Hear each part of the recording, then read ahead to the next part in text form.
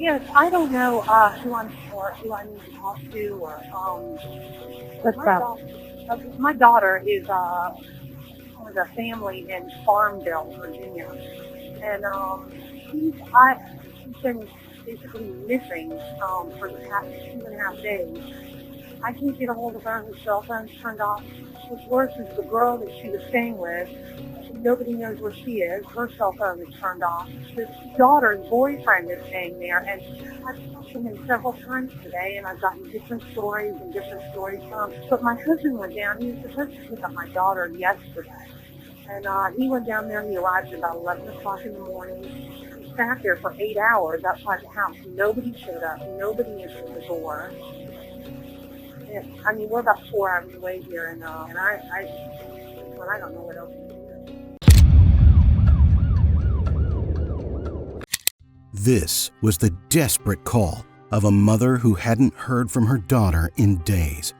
There had been no texts, no calls, just silence. Something felt wrong, and with every passing second, that gut-wrenching fear grew stronger. She had tried everything. She had tried calling, texting, and reaching out to friends, but nothing worked. The family her daughter was staying with had also gone completely off the radar. Every number she dialed went straight to voicemail. It was as if they had all just disappeared, except for one. One phone was still on. One person was still reachable.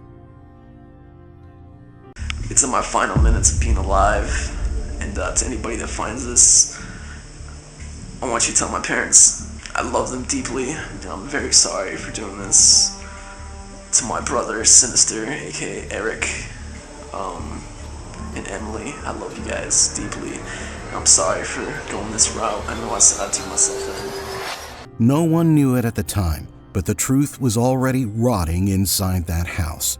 The air was thick with the stench of death. Bodies sprawled across the rooms, lifeless. But the world outside hadn't caught on yet. The missing persons, the unanswered calls. It was only the beginning. The man on the other end of that one working phone, Richard Samuel McCroskey III, a 20-year-old who lived a quiet life in Castro Valley, California. By day, a graphic designer. At night, he transforms into an amateur horrorcore rapper, obsessed with violent lyrics and dark fantasies. And now, he was at the end of something far more terrifying than any song he had ever written. So, after that desperate call, the search for answers had only just begun. No one knew what had happened inside that house yet. The fear, the uncertainty, it was only growing. But the man at the center of it all, he had been carrying darkness long before that night. Richard McCroskey's story didn't begin with violence, but with loneliness. Born on December 26, 1988, in California, he grew up feeling like an outsider from the start. He was quiet, overweight, and awkward, an easy target for bullies. The teasing never stopped. His red hair, his shy nature, the way he carried himself, everything about him made him stand out in the worst ways. But he never fought back, never lashed out. He kept it all inside, letting it fester, letting it grow. Home wasn't much better. In the summer of 2009, his parents' marriage fell apart. His father told his mother to leave, and she was gone. Just like that, another piece of stability was ripped away. For someone already drowning in isolation, it was a final push deeper into the dark. And in that darkness, he found an escape. Not in friends, not in family, but in something far more dangerous: horrorcore. A niche underground music scene built around violence, murder, and psychological horror. To some, it was just entertainment, but to Richard, it was home. He didn't just listen, he lived it. He became something else. No longer Richard McCroskey, the quiet kid. Now, he was Psycho Sam. His MySpace page became his stage. His lyrics dripped with blood, mutilation, and revenge. His songs were graphic, filled with detailed descriptions of stabbing, killing, and watching people take their last breath.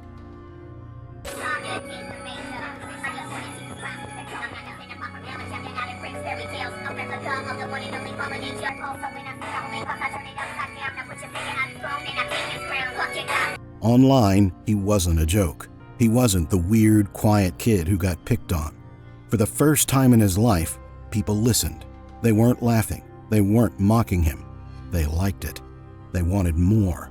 And that validation, it fed him, made the darkness inside him stronger. But it didn't stop at music. A 16-year-old girl who shared his love for horrorcore. Someone who didn't see him as an outsider, at least not yet. And in Richard's mind, Emma wasn't just a friend. She was his. What started as an online connection was about to become something far more dangerous. Because Richard's fantasies were no longer just lyrics in a song. They were about to become real. Days after the murders, a recording surfaced, a chilling confession. The voice was calm, flat, almost lifeless. No panic, no remorse. Just a quiet, matter-of-fact statement about the smell. The stench of death had become unbearable. The bodies, left to rot inside the house, were beginning to decay, and he couldn't ignore it anymore. Alright, so I'm making this video because, or if anybody finds this, I really don't know what I'm trying to say. I'm breathtaking at what I've done, and I apologize. I know I'm gonna pay for my consequences. You know, I wish that I could have not done this, but I just lost my mind. I snapped, and I did what I did, and I gotta pay for it now. My consequences. I'm like all shaky and stuff, but like, to anybody that finds this, tell my parents that like I love them, and I'm very sorry for doing this, and there's nothing really else to say. To everybody that is probably gonna hate me for this, I'm sorry, and I had to do it. My mind just snapped. I couldn't control it anymore. That's it. You to the big world. Everybody in the world. I can't stand this place. The neighbors had noticed too. That foul odor is creeping through the air, seeping into the street. At first, they dismissed it, maybe a dead animal somewhere nearby. But as the days passed, it became clear that this wasn't something small. This was something worse.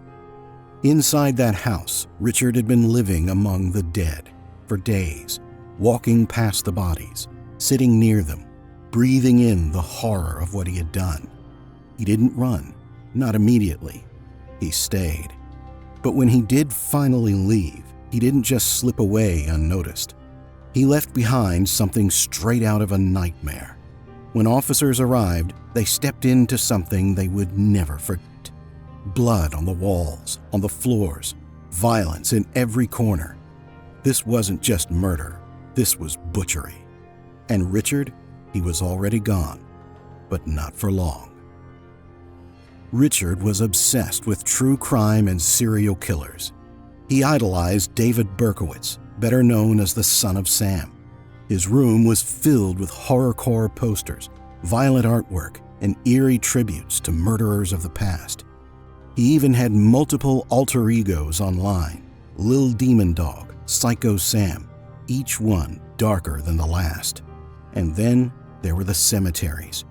Richard spent hours wandering through graveyards. He posed for pictures with axes, vandalized tombstones, and posted videos online boasting about his so-called adventures. In his mind, he was no longer just a fan of horror. He was becoming part of it.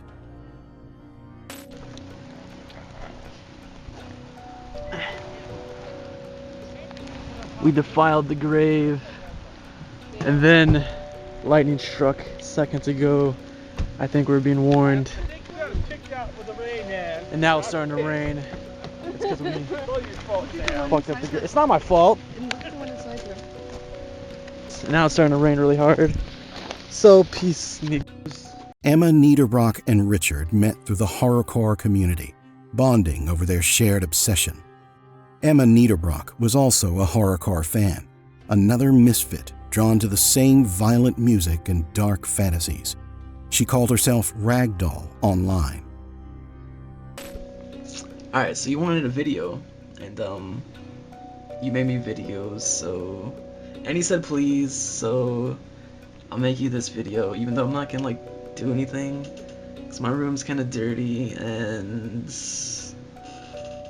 yeah, I don't want to show you my dirty room. But this video is for Emma, because you just told me to say your name, so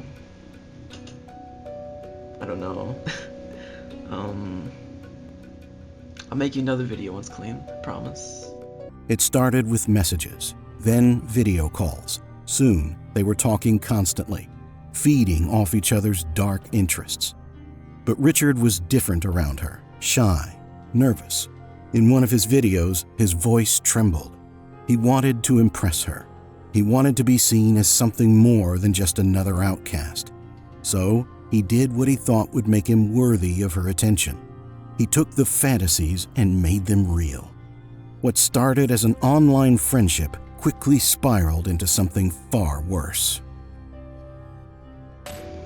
Alright, this video is for you, Emma. The ragdoll, amazing ragdoll, and I really don't know what to do for you on video, so I guess I'll show you my room a little bit if that's what you want to see. First off, we got my door.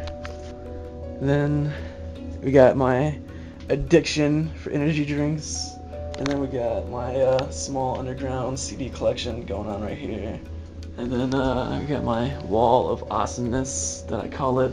Lots of posters and flyers and a Hatchet Man charm and random stuff. A hatchet. Oh no, the battery's dying. Something that would leave 4 people dead and an entire town in shock.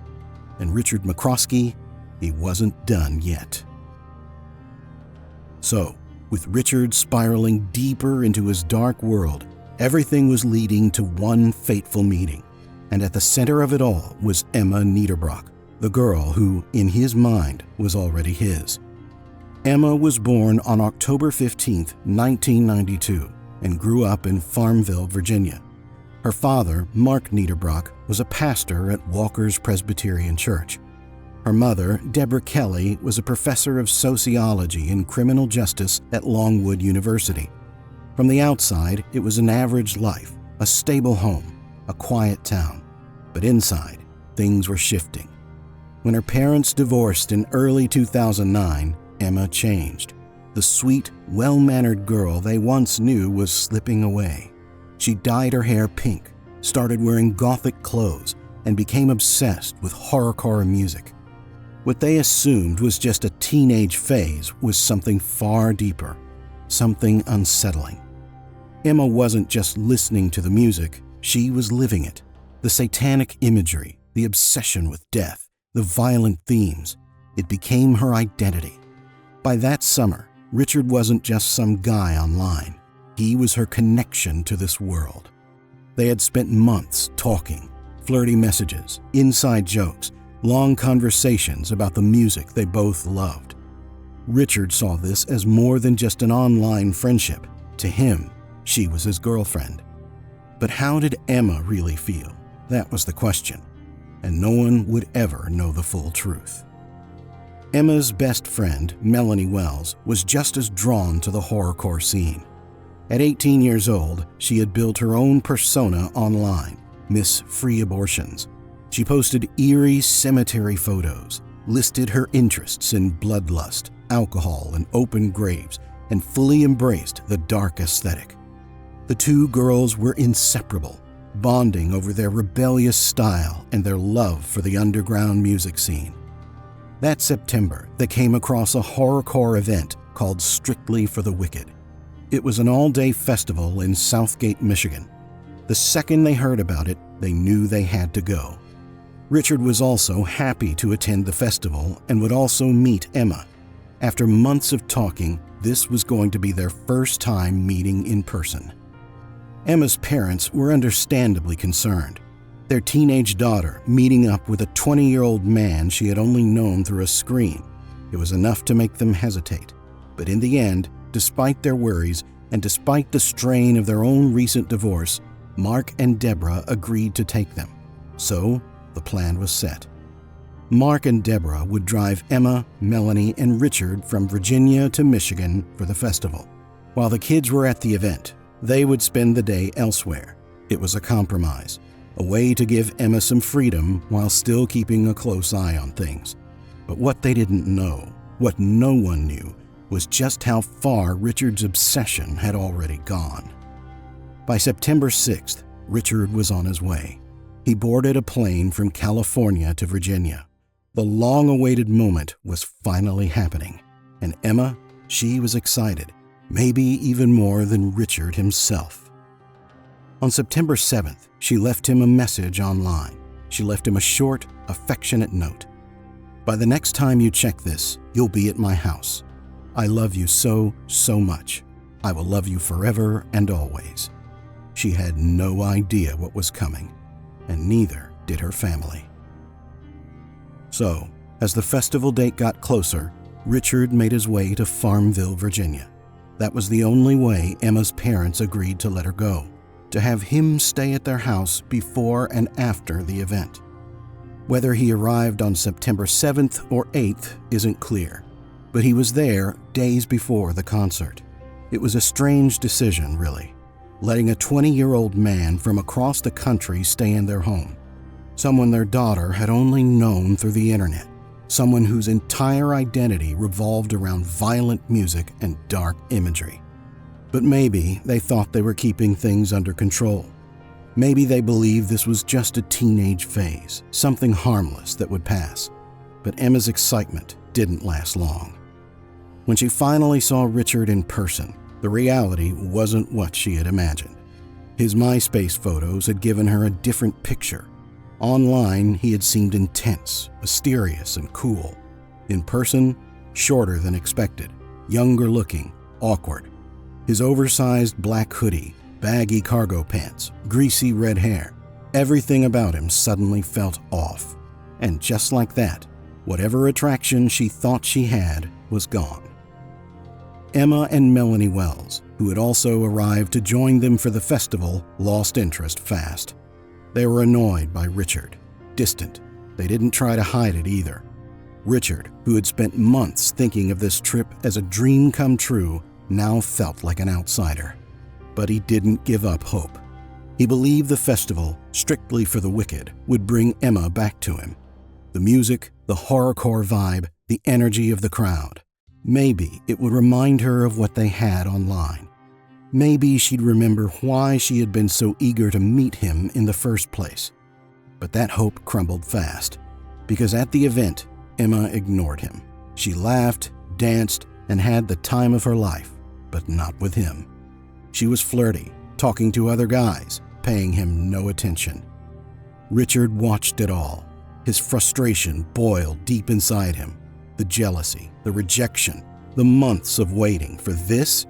He had left his home, traveled across the country, believed they had something real, and now she didn't even care? By the time the festival ended at 11 p.m. on September 12th, Richard was silent, brooding. They all got in the car for the long 600-mile drive back to Farmville. No one in that car knew what was coming next. After reaching home at 2:43 a.m. on September 14th, Melanie posted on MySpace. She wrote about the festival, saying how amazing it was and how she'd be back in West Virginia soon. That was the last time anyone saw her online. Hours later, while the house was quiet, Richard snapped. Sometime around 3 a.m., Richard McCroskey stood in the dark, gripping the maul in his hands. It was heavy, solid, a tool meant for splitting wood, not for what he was about to do. Melanie Wells was the first to die. He stepped into the den, where Melanie Wells was sleeping on the couch. She had no idea what was coming. She was curled up, deep in sleep, completely vulnerable. Richard raised them all high above his head and swung. The first blow smashed into her skull. A sickening crack filled the room. Her body jerked from the impact, but she never woke up. He hit her again and again. Bone shattered. Her face collapsed under the weight of the repeated blows. Blood splattering across the couch, the floor, and the walls. By the time he stopped, her head was unrecognizable. A mess of blood, skull fragments, and matted hair. Her body slumped lifelessly into the growing pool of blood. But Richard wasn't finished. Deborah Kelly also had no chance to scream. He crept upstairs next, into Deborah Kelly's room. She was asleep, just like Melanie. The mall was still dripping. Richard raised it high above his head and brought it down with full force. The first blow landed on her forehead, splitting the skin open instantly. Blood poured down her face as her body convulsed, her last moments filled with pain and confusion. Richard didn't stop. He swung again. The impact crushed her skull. A deep, horrific indentation caved into her head. She never screamed, never had the chance. With every strike, the bedroom walls became more painted with red. Her bed, once a place of comfort, was now a crime scene. The sheets were soaked. The pillow absorbed the blood like a sponge. The body that once held a mother, a professor, a woman with a life was now just another lifeless corpse in the house. And then came Emma Niederbrock, the one he wanted most. Emma was next. His Emma. The one who had brought him here. The one who had led him on. The one who had laughed at him. She was asleep in her downstairs bedroom. Richard opened the door and stood over her for a moment. His breathing was ragged. His hands are shaking. There was a moment, just a split second, where he hesitated. No. He raised the maul and swung it down. The first hit landed on the side of her face. Bones shattered instantly. Her cheekbone, jaw, everything collapsed. Her body twitched. Her breath gurgled, but she was still alive. Richard didn't stop. He raised the maul again and slammed it into her skull. This time, it was over. Blood pooled beneath her head. Her body lay motionless, the twisted remains of what once was a 16-year-old girl. The room smelled of iron and death. Richard stared at her. For months, she had been the center of his world, and now she was just another body in the house. 3 days later, Mark Niederbrock came looking for his daughter. He stepped through the front door, completely unaware that she was already dead. Richard was waiting. Before Mark could react, before he could even understand what was happening, Richard attacked. The first hit knocked him to the floor. He tried to get up, tried to fight back, but Richard was relentless. He swung again and again. The wooden floorboards became drenched with blood. Mark's face caved in. His skull fractured, his teeth shattered, his jaw barely held together. By the time Richard stopped, Mark was gone. Another body, another lifeless, broken corpse in a house filled with death. For the next few days, Richard stayed in that house. The bodies rotted around him. The air grew thick with decay. He ate. He slept. He walked past the pools of dried blood like they weren't even there. And when the stench became unbearable, he finally decided to leave. But by then, it was too late. The walls were closing in, and his days of freedom were numbered. So, after Melanie's last online post, the silence that followed was impossible to ignore. Days passed, and no one heard from her. No calls, no messages, nothing. Her family was getting worried. It wasn't like her to just disappear. Then came September 16th, the day she was supposed to return home. Her father, Thomas Wells, drove to Emma's house in Farmville. He knocked, called, and waited. No answer. He sat in his car outside the house for 7 hours, hoping someone would come out, hoping he would see his daughter. But the house stayed silent. Something was wrong. He could feel it. When he finally left, that feeling didn't go away. Meanwhile, Melanie's mother called everyone. Friends, family, anyone who might have seen her daughter. But every call went straight to voicemail. Every message went unanswered. She wasn't going to sit back and wait. Determined to find some kind of lead, she reached out to a festival organizer, Andre Schrimm, better known in the horror community as Satanic. Back in 2009, horrorcore fans and artists were tight-knit.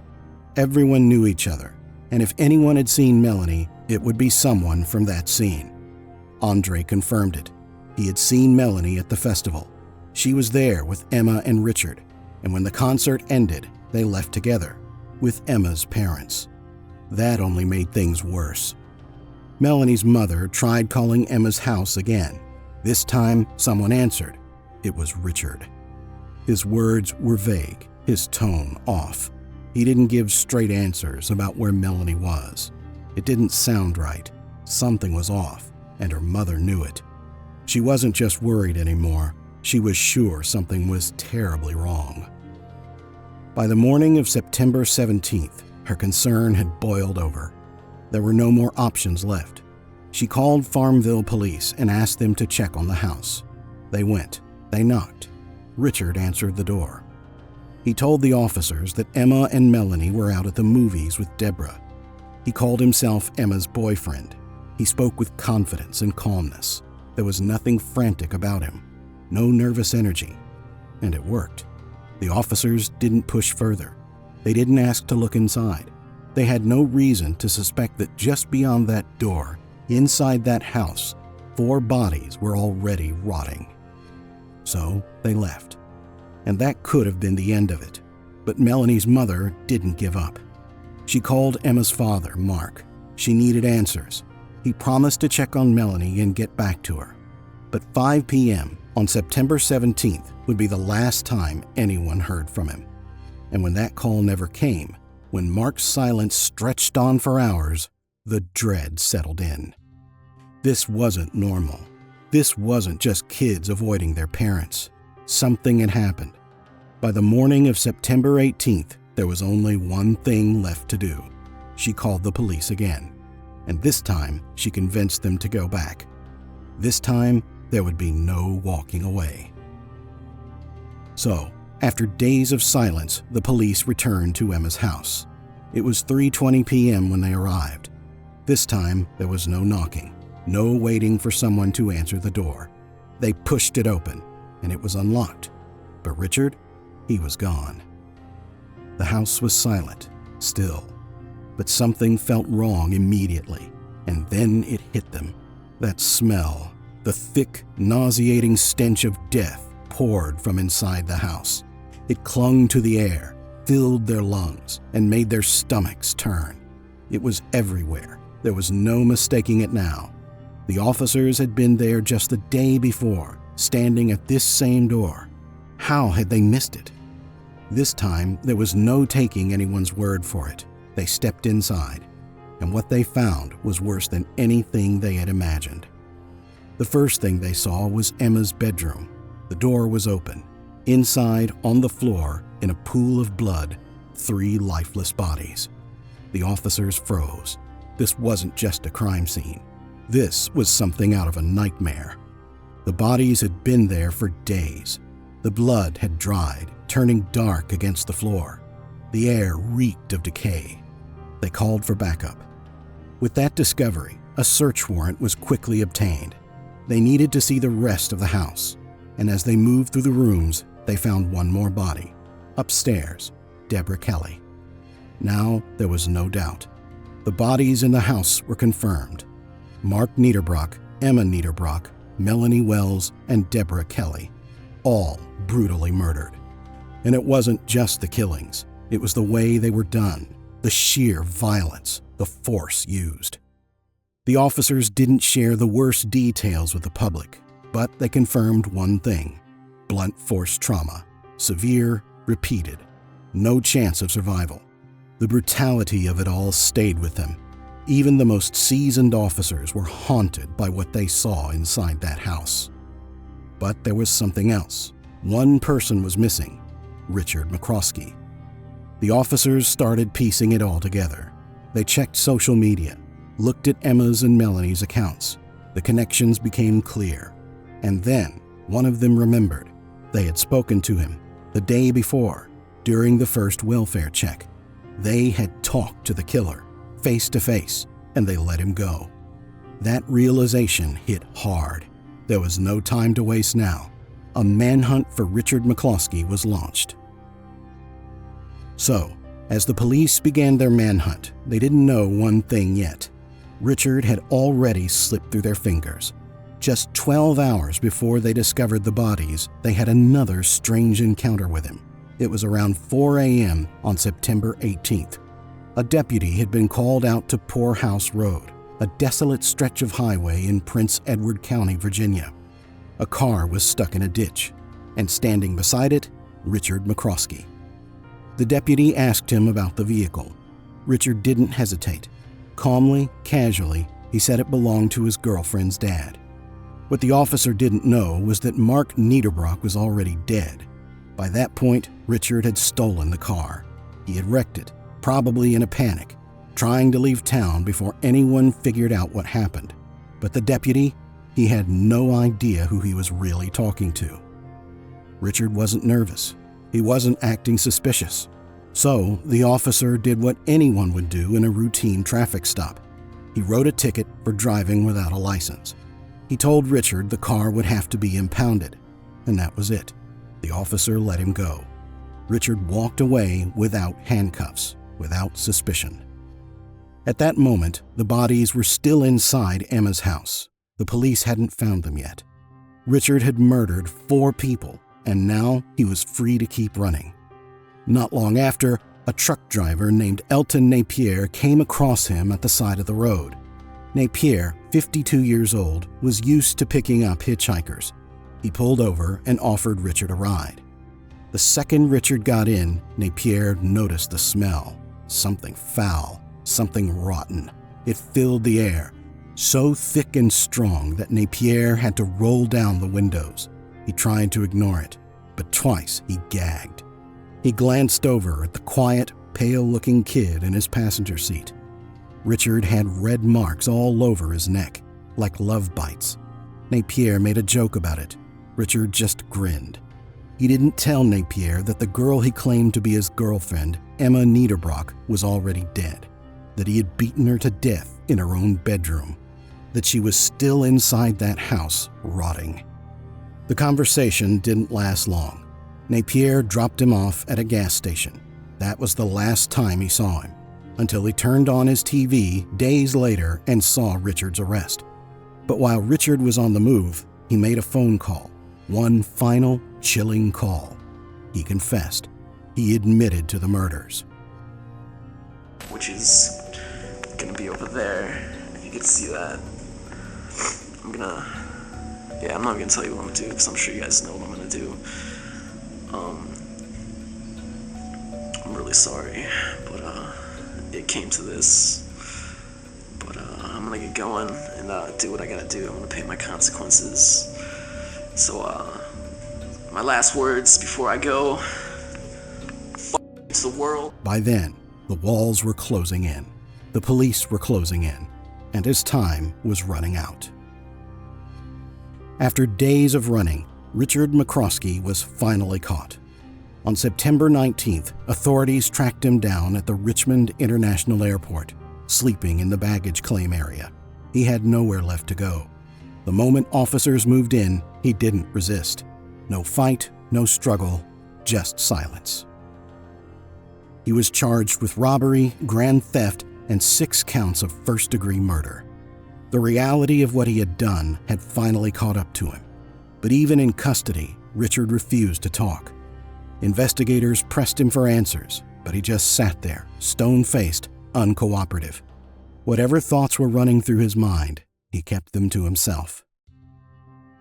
A judge appointed Carrie Bowen, a well-known capital murder defender, to represent him. The case was too big for just any lawyer. This was one of the most gruesome crimes Virginia had seen in years. But even Bowen, the lawyer assigned to defend him, hadn't spoken to Richard yet. The court set a preliminary hearing for January 11th. The prosecution needed time. They had mountains of evidence to go through: computers, phones, and bags upon bags of material seized from Richard's home. 6 counts of capital murder. The weight of those words hung in the air. If convicted, Richard faced the death penalty. But when the time came, he didn't fight it. On September 20th, 2010, Richard pleaded guilty to all 4 murders. No trial, no drawn-out courtroom battle, just a quiet admission of guilt. The judge spared him the death penalty, but the alternative wasn't much better. Life in prison. For the families of the victims, it was closure, but no relief. No sentence could bring back Emma, Melanie, Mark, or Deborah. The case that had started with a horrifying discovery in a quiet Virginia town had now come to its final chapter. And Richard McCroskey, the horrorcore rapper who once wrote songs about murder, would now spend the rest of his life behind bars without any escape.